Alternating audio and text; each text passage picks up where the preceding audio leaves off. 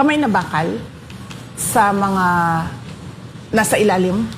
Ngayon, issue yung korupsyon. Alam naman natin yan, kaliwat kanan ng korupsyon. Ano ang magiging solusyon ninyo kung sakaling kayong maging Pangulo sa issue ng korupsyon? Unang-una, ano talaga yan yung kamay na bakal sa mga nasa ilalim. Hindi mo palalampasin.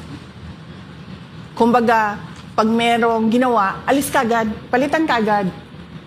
Hindi na yung pag-uusapan pa, itatago pa. Hindi ganun. Diretso, one shot lang. Ikaw may ginawa na pangungurakot, malis ka na dyan. Ganon. Hindi siya dapat patawarin, hindi siya dapat pinapabayaan, at hindi siya dapat na hindi pinapansin. Na kumbaga parang wala lang. Dapat pag merong